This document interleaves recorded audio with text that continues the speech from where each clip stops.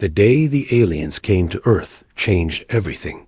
The giant ships appeared suddenly, blocking the sun over major cities. People looked up in fear, wondering if this was the end. After 3 days of silence, the aliens finally sent a message. They called themselves the Draxians and wanted to meet Earth's leaders.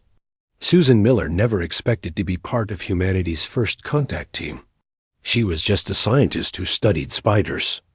Yet here she was, sitting in a military plane, heading toward the meeting point.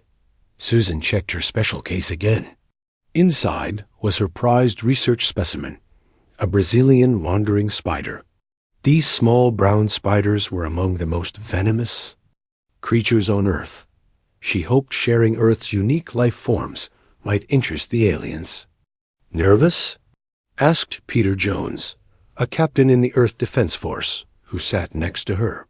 His job was to protect the scientists in case things went wrong. Terrified, Susan admitted.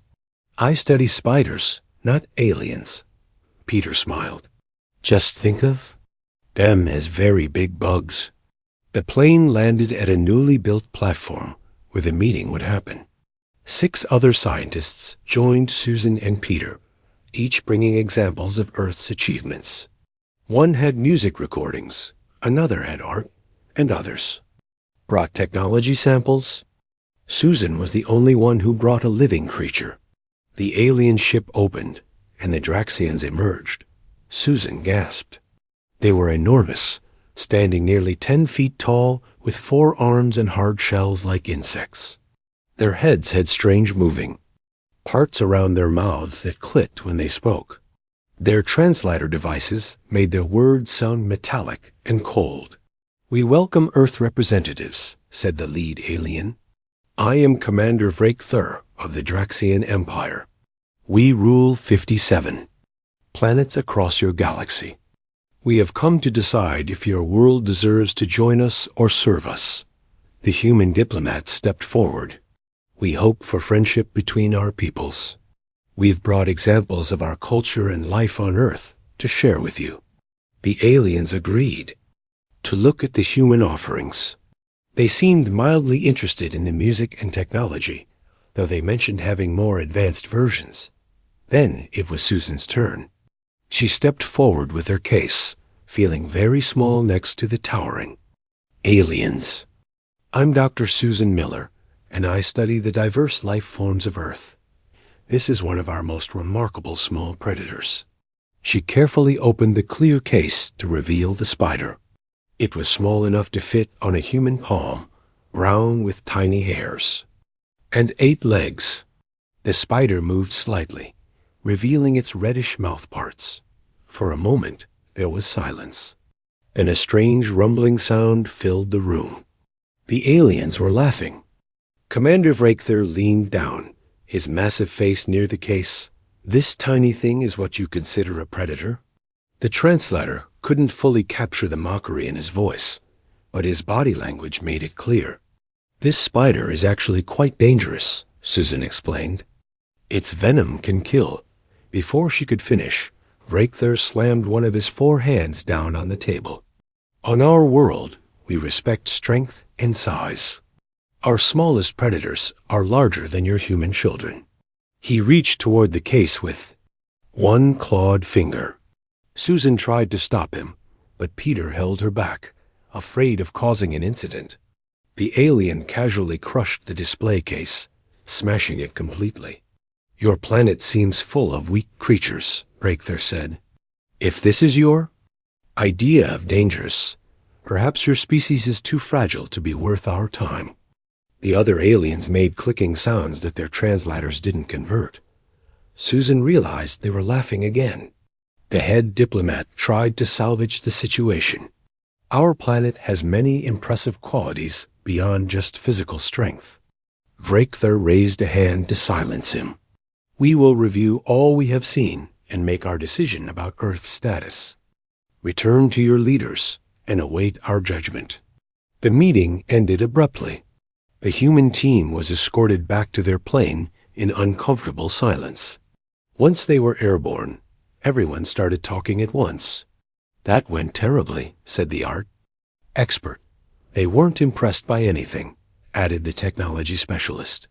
Susan sat quietly, looking at her crushed specimen case. Peter noticed her sadness. "I'm sorry about your spider," he said. "It's not just that," Susan replied. "They completely missed the point. On Earth, the most dangerous things aren't always the biggest. That spider could kill a person 1,000 times its size with just one bite. Size isn't everything." The team returned to the emergency command center where world leaders had gathered. General Frank Daniels, head of Earth's defense forces, met them immediately. "How bad was it?" he asked. The head diplomat explained the meeting while technicians analyzed the recordings. Susan added her observations about the aliens' values. "They only respect physical power," she said. "They laughed at our biodiversity because they don't understand. That danger on Earth comes in all sizes." Later that night, as Susan was preparing to return to her lab, she was called to an urgent meeting. Satellite images showed the alien ships were deploying smaller vessels. They were scanning Earth's military bases and resources. "We believe they're preparing for something," General Daniels said grimly. "Our analysts think they're planning to take Earth by force rather than diplomatic agreement. Because they think we're weak," Peter added. Susan thought about the crushed spider and the aliens' laughter. A strange idea began forming in her mind. Their arrogance might be their weakness. She said slowly, "They judge everything by size and obvious strength. They completely dismissed Earth's creatures because they look small and harmless." "What are you suggesting?" the general asked.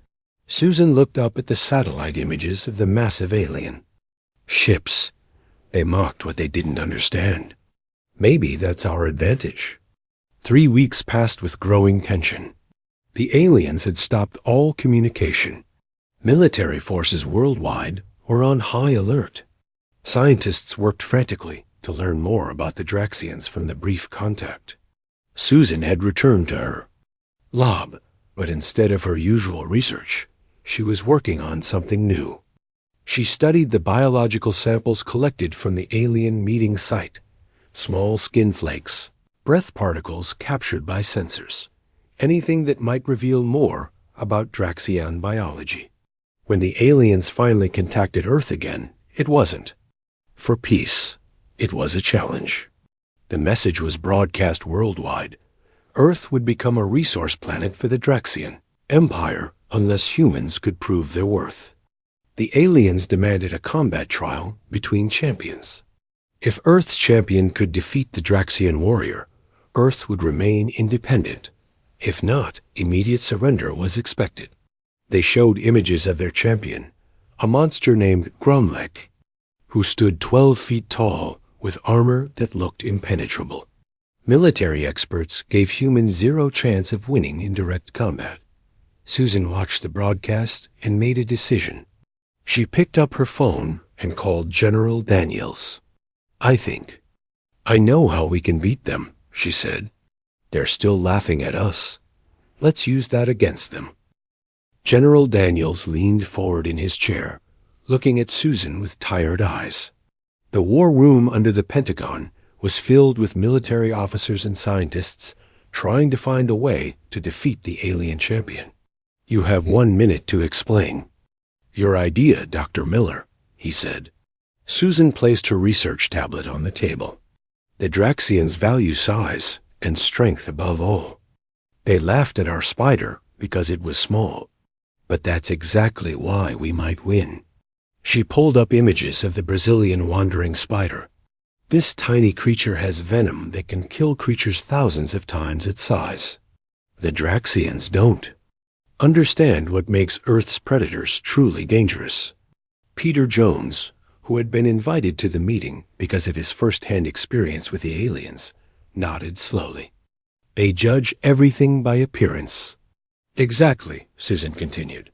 "I've been studying the biological samples we collected. Their body chemistry is different from ours, but there are enough similarities that I believe spider venom might affect them even more strongly than it affects humans. General Daniels frowned. You want us to send a spider to fight their champion? That's your plan? Not exactly, Susan said. We need a human champion who can deliver the venom at the right moment. We won't win by strength. We'll win by using what they underestimate against them. The room fell silent. Then a scientist named Alan Wright spoke up. I might be able to help with that. My lab has been working on micro-delivery systems for medicines. We could adapt them to deliver concentrated venom. General Daniels still looked doubtful. We need a champion who can survive long enough to use this weapon. I know someone, Peter said. Joe Collins. Former boxing champion. He's not the biggest guy, but he's fast and can take a hit. General Daniels looked around the room. Does anyone have a better idea? When no one spoke, he sighed. Fine. Dr. Miller, Dr. Wright, Captain Jones, you have 1 month to prepare. Our champion. The rest of us will develop backup plans. Dismissed. The next day, Susan and Peter flew to a small gym in Philadelphia to meet Joe Collins. He was a medium-sized man with quick hands and a friendly smile. Once a world champion, he now trained young boxers. Peter had served with Joe's brother in the military and trusted him completely. So you want me to fight an alien twice my size that can crush me with one hand? Joe asked after they explained everything. That's about right, Peter admitted. Joe laughed. And people said my boxing career was dangerous. He became serious. But if it's for Earth, I'm in. What's the plan? Susan explained while they flew. To a secret facility in the Amazon rainforest. You won't win by punching him. Your job is to stay alive long enough for our weapon to work. In the Amazon, they joined Dr. Wright and a Special Forces soldier named Lisa Gonzalez, who had helped train Joe. The facility was hidden deep in the jungle, surrounded by the natural habitat of the spiders they were studying. Welcome to Spider Base, Lisa said with a grim smile. Probably the only place on Earth where we're deliberately collecting the most dangerous spiders. The work began immediately. Susan and Alan captured Brazilian wandering spiders and extracted their venom. They tested it on tissue samples taken from the Draxians during the first meeting. The results were promising. The venom attacked Draxian cells even faster than human cells. Meanwhile, Lisa trained Joe in evasive tactics. You're not trying to win a boxing match, she reminded him. You just need to avoid getting hit long enough for the venom to work. Alan worked day and night on the delivery system. He created tiny drones, smaller than mosquitoes, that could carry concentrated venom and inject it through the gaps in Gromlek-S armor. The drones are programmed to find the breathing holes in his exoskeleton, Alan explained. Once they deliver the venom, it should take effect within seconds.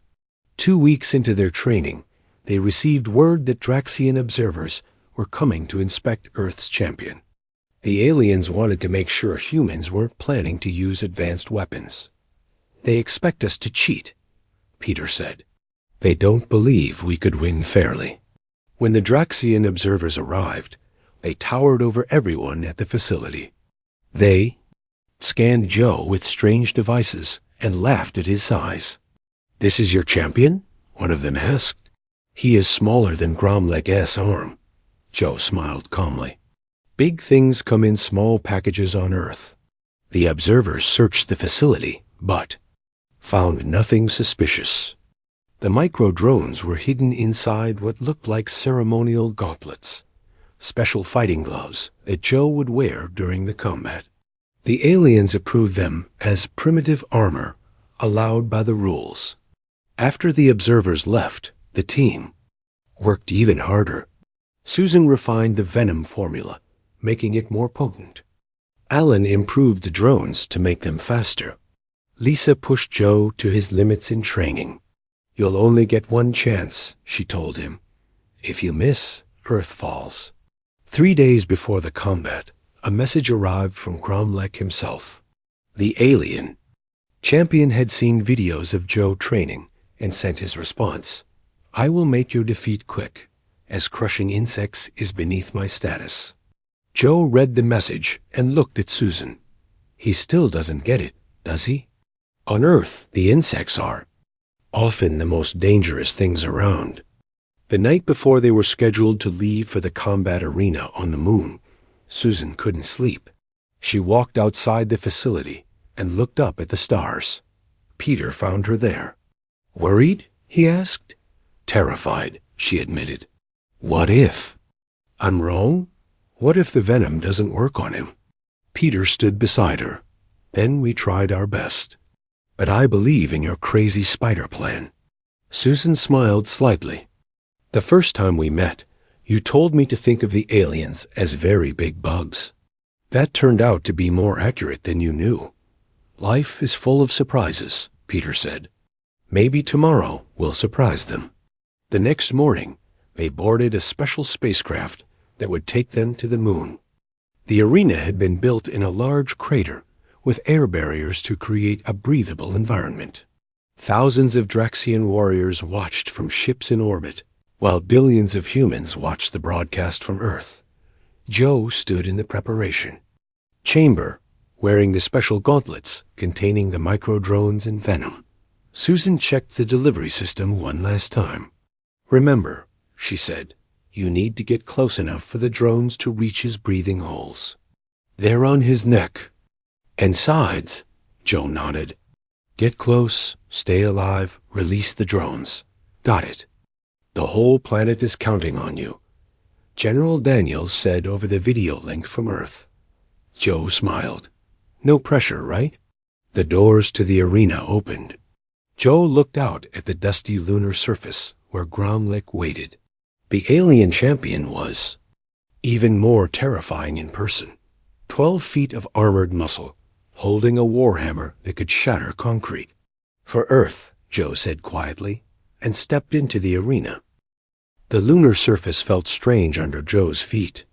Each step made him bounce slightly in the lower gravity, even with the weighted boots designed to keep him grounded.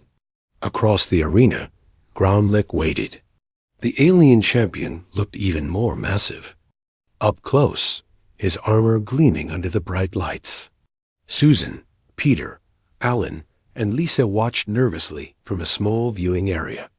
They could communicate with Joe through a tiny earpiece, but they couldn't help him now. Everything depended on his speed and the effectiveness of their plan.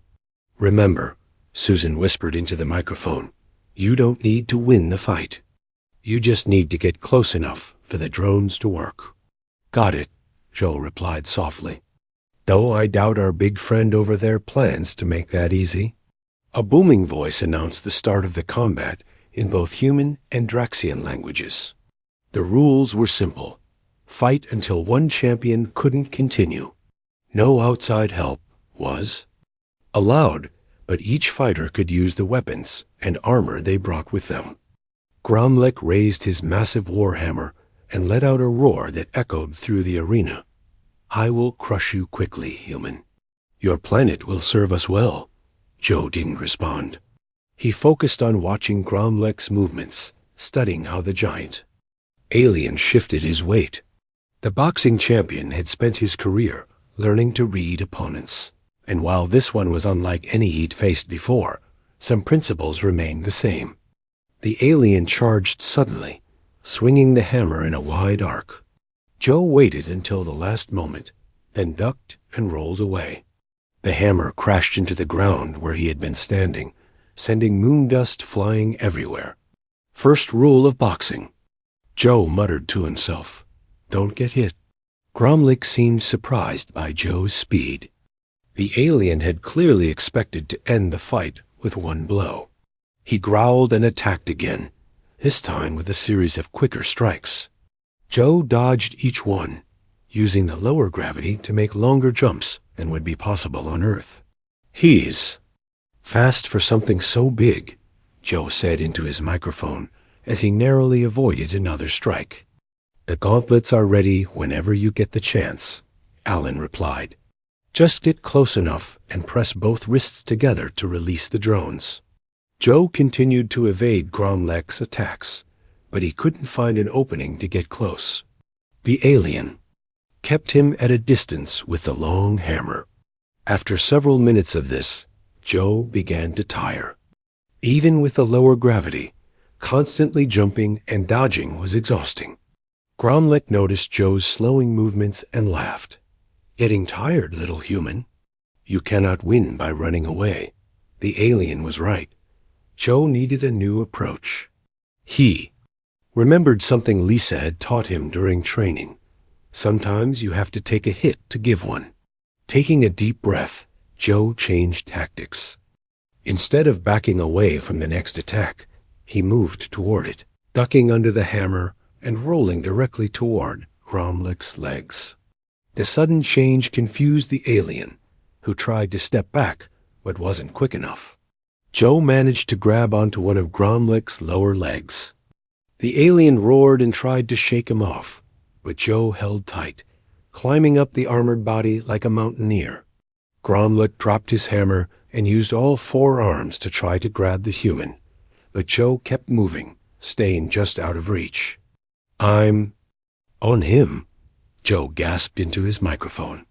"But I can't reach his breathing holes from here." Susan's voice came through the earpiece. "His neck. The largest breathing holes are on his neck." Joe looked up. He was clinging to Gromlech's waist, and the neck seemed impossibly far away, with the alien's 4 arms trying to grab him.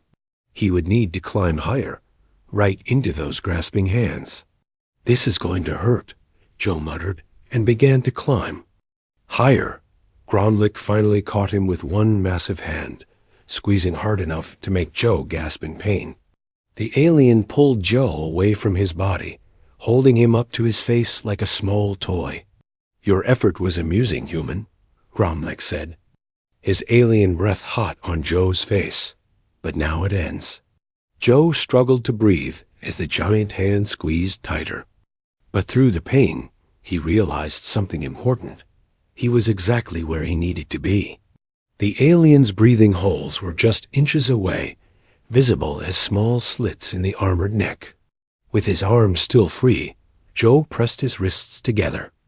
The ceremonial gauntlets clicked, and a small cloud of nearly invisible microdrones flew out. They were so small that Gromlech didn't even notice them as they sought out the breathing holes in his armor. "What was that?" Gromlech asked, noticing the small clicking sound. "Some final prayer to your gods?"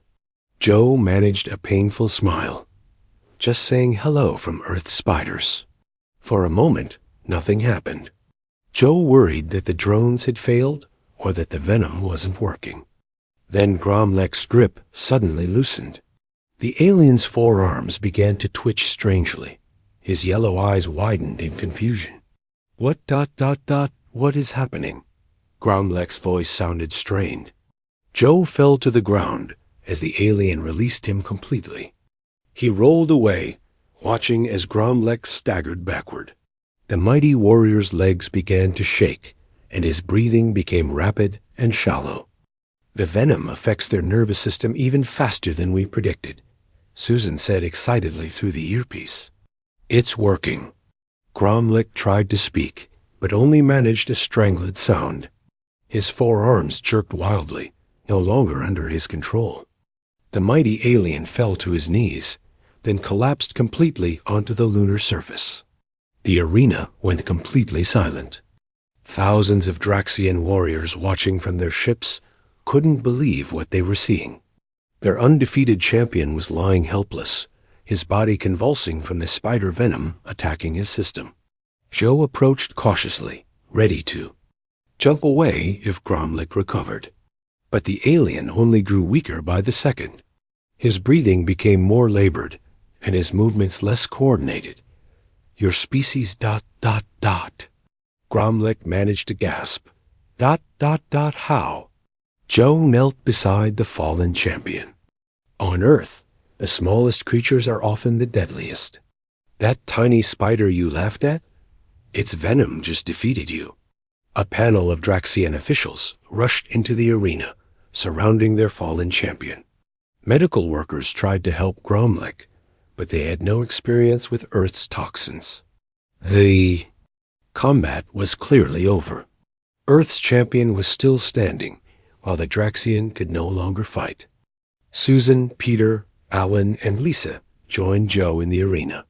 The Draxian officials looked at them with a mixture of anger and fear. "What have you done to him?" demanded one of the officials. Susan stepped forward. "We used the venom of a small spider. From Earth, the same kind your commander crushed during our first meeting because he thought it was too small to be dangerous." The official's eyes widened in recognition. "That tiny creature did this to our mightiest warrior?" "Size isn't everything," Susan said. "That's what you failed to understand about Earth.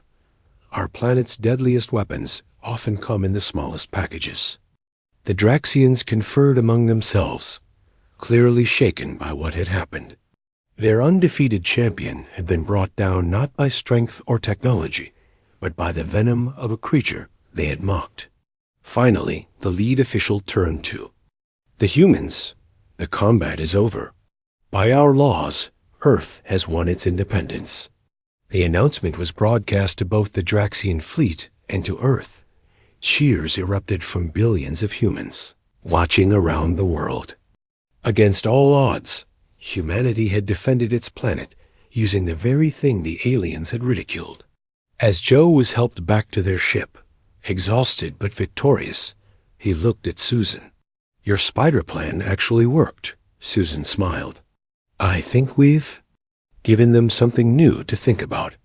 But the victory celebration was short-lived. As they prepared to return to Earth, an urgent message arrived from the Draxian High Command.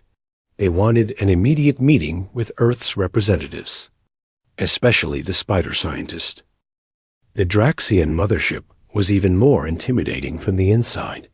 Susan, Peter, Joe, Alan, and Lisa followed a group of alien guards through long hallways with high ceilings built for creatures much larger than humans.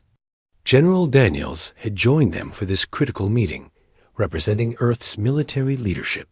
"Stay alert," General Daniels whispered to the group. "They agreed to honor our victory, but they might still be angry about how we won." Susan nodded, clutching a small clear container in her hands. Inside was a live Brazilian wandering spider, which she had insisted on bringing despite everyone's concerns. "Are you sure that's a good idea?" Peter asked, eyeing the container nervously. "Trust me," Susan replied. "They need to understand what they're dealing with." The guards led them to a large circular room where 7 Draxian leaders sat on raised platforms. In the center of the room, behind a force field, lay Gromlek. The once mighty champion was still alive, but clearly weak. Medical devices were attached to his body, and his movements were slow and pained. The head of the Draxian High Command stood as the humans entered. He was larger than the other aliens, with decorations covering his armor that Susan assumed indicated his high rank. "I am Supreme Commander Drazkor," he announced. "We have called you here to discuss what happened in the combat arena." General Daniels stepped forward. The rules were clear. "Our champion defeated yours using improved weapons. Earth has earned its independence as agreed." Drazkor made a dismissive gesture with one of his 4 arms. "We are not contesting the result. What concerns us is the method of your victory." He pointed at Gromlek. "Our best medical experts cannot neutralize the toxin in his system. He grows weaker by the hour." Susan looked at the fallen champion with sympathy. The venom had worked even better than she had anticipated. "We can provide the antivenom," she said. "On Earth, we've developed treatments for spider bites." Drazkor's eyes narrowed. "And what would you want in exchange for this treatment?" "Nothing," Susan replied. "We never intended to kill your champion. This wasn't about revenge." The alien leaders conferred among themselves, clearly surprised by the offer. Susan could tell they had expected demands or threats. "There is another matter we must discuss," Drazkor continued after a moment. "Your weapon, this spider venom, as you call it, Alan shifted uncomfortably. The delivery system was my design, but the venom itself is natural. It comes from a species native to Earth.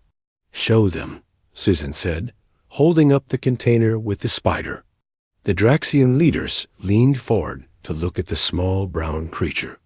Even after what had happened to their champion, Susan could see that they still found it hard to believe something so small could be so dangerous.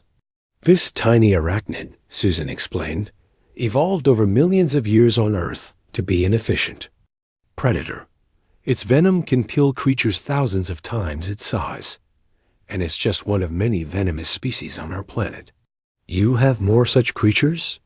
One of the other leaders asked, alarm evident in his voice.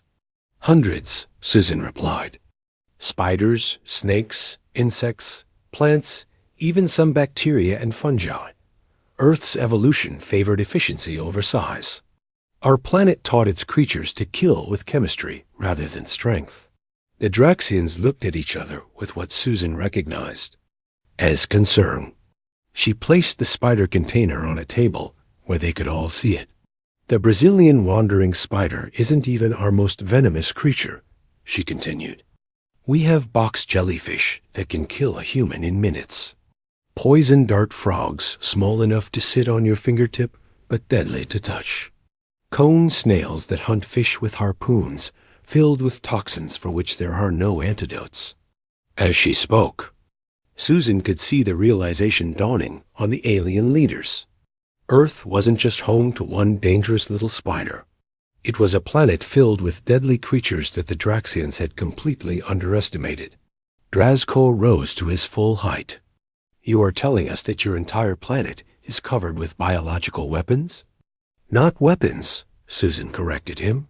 Just life forms that evolved to survive in a competitive environment. We don't use them as weapons under normal circumstances, but we understand them. We study them. We respect their power. Joe stepped forward, still sore from his fight with Gromlek. You laughed at our spider because it was small. That was your mistake. On Earth, we learn early not to judge creatures by their size. The Draxian leaders conferred again, this time at length.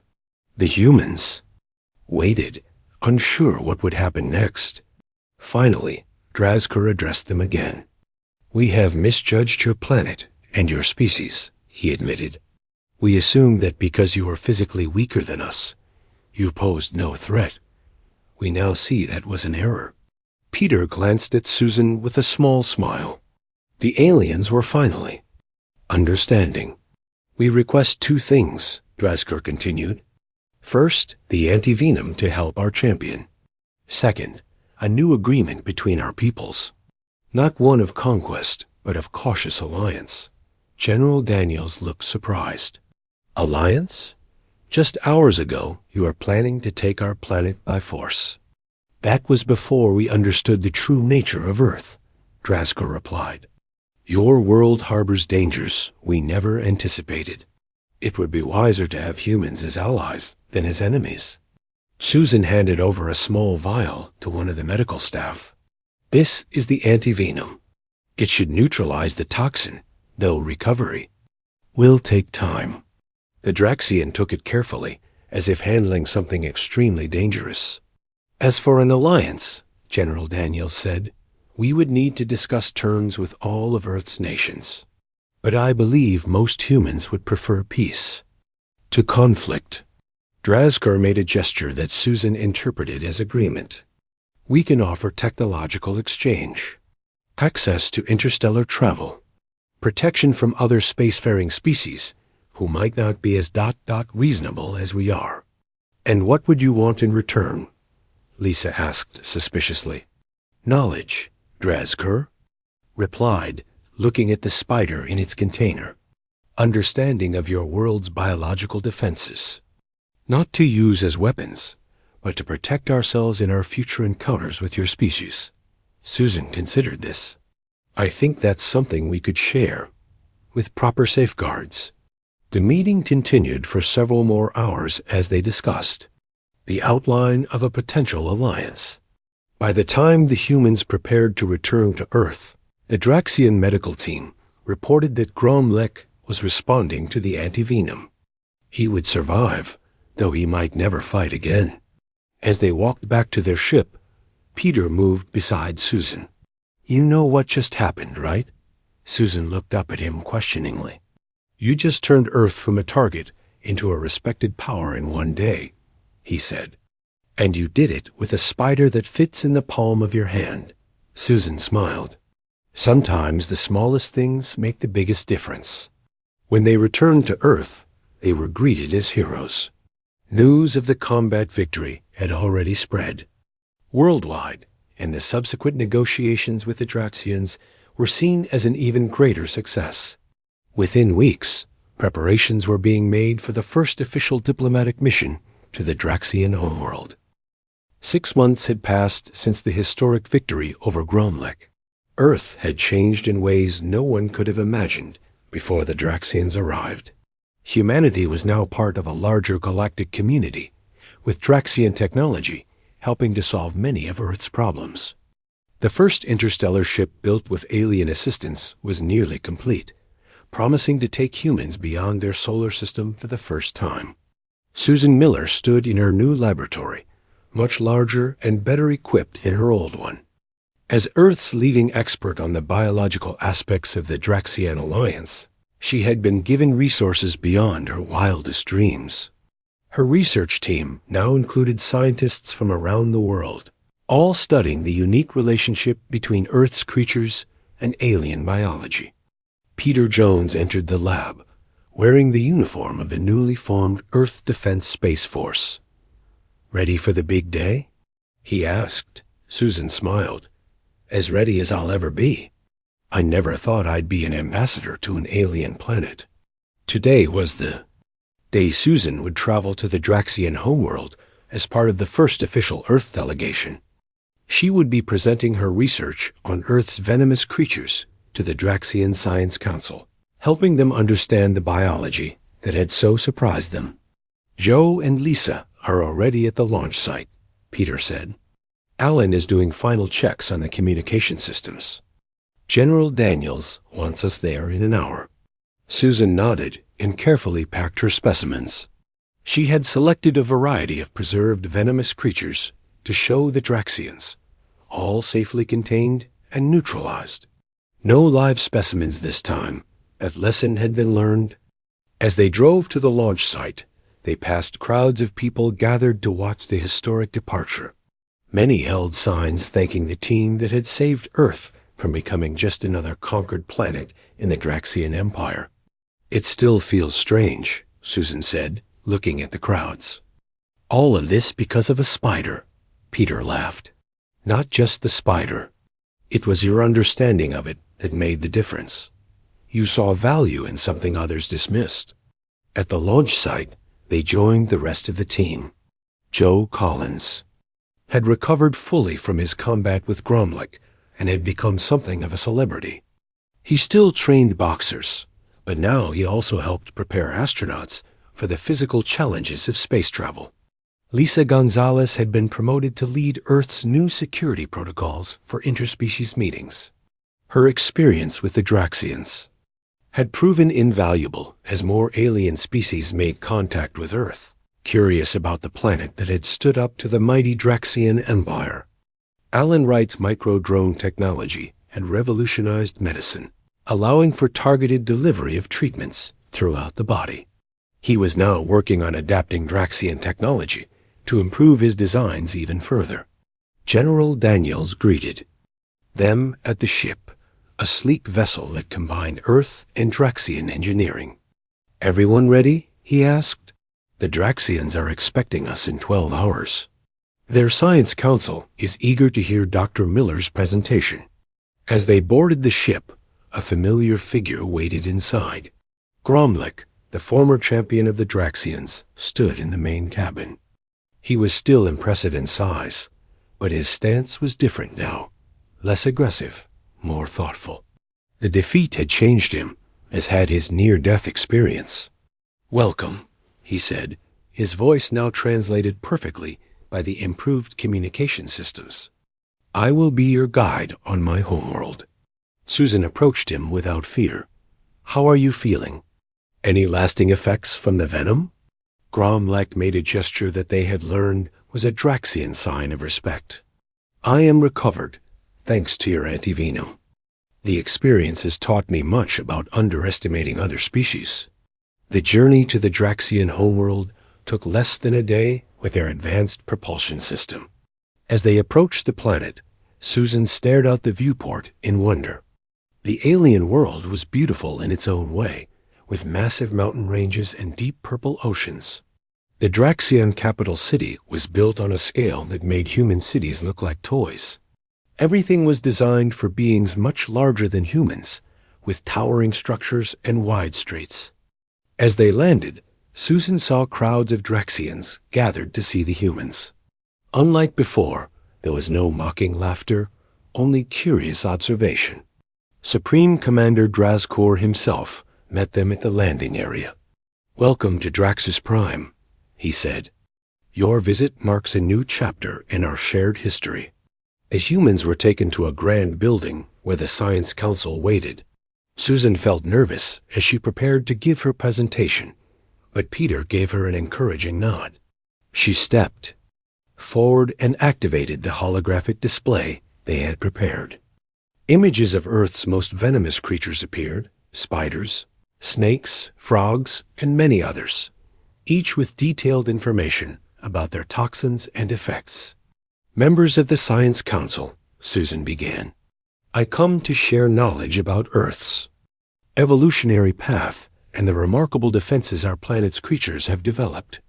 For the next hour, Susan explained how Earth's competitive environment had led to the development of highly efficient venoms and toxins.